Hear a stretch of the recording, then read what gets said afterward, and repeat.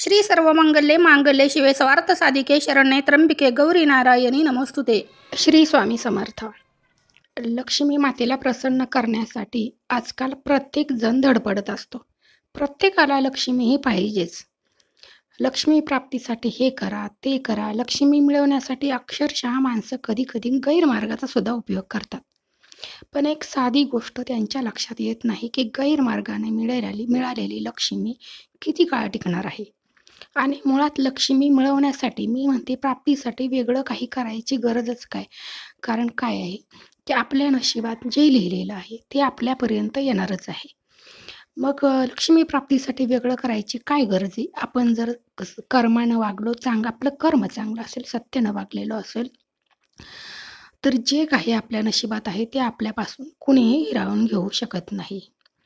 आणि आता राहिला लक्ष्मीचा प्रश्न। आता लक्ष्मी तर प्रत्येकांना पाहिजेच, कारण आजकालच्या जगात लक्ष्मी म्हणजे पैसा असल्याशिवाय कोणाचं काहीही होत नाही। पैसा हा पाहिजेच, पण पैसा, लक्ष्मी ह्या सगळ्या गोष्टी मिळवण्यासाठी माणसं अनेक वेळा हे करा ते करा, असं केलं तर ती निशाणीचे, म्हणजे असं केलं तर लक्ष्मी घरात येईल, असं केलं तर लक्ष्मी घरात येईल, ते तर कराच तुम्ही, पण त्याबरोबर आणखी ही एक गोष्ट निश्चितपणे ध्यानात ठेवा की लक्ष्मी ही प्रत्यक्ष जरी देव्हाऱ्यावर असली तरी ती मानवामध्ये सुद्धा आहे।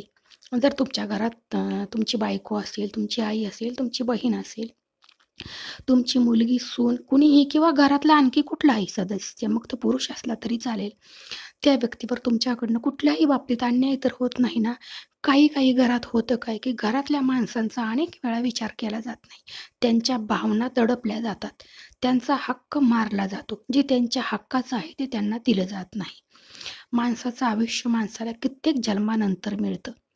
प्रत्येकाचा हक्क असतो तो आनंदानं जगण्याचा, ज्याच्या हक्काचं प्रत्येकाला मिळायलाच पाहिजे, पण अनेक वेळा काही माणसं ते देत नाहीत आणि लक्ष्मी प्राप्तीसाठी मात्र फार वेगवेगळे उपाय करतात। त्यांना मी आवर्जून एक गोष्ट सांगेल की असं करून तुमच्याकडं लक्ष्मी कधीही येणार नाही, आणि जरी आली तरी ती दीर्घकाळ टिकणार नाही। असं करण्यापेक्षा तुम्ही प्रत्येकाच्या मतांचा, विचारांचा आदर करा। तुमचं वर्तन असं असू द्या की लक्ष्मीला स्वतः तुमच्याकडे यावंसं वाटेल। लक्ष्मी प्राप्तीसाठी वेगळं करायची कधीच गरज पडणार नाही। लक्ष्मी आपणहून तुमच्याकडे येईल, कारण माझं असं स्पष्टपणे मत आहे की सत्याच्या मार्गानं कमावलेला पैसा, लक्ष्मी ही कधीही असं माणसं म्हणतात की आमच्या हातात पैसा टिकत नाही, असं होत नाही, टिकते, पण तो आपणही कुणावरती अन्याय करून ती मिळवलेली नसावी। श्री स्वामी समर्थ।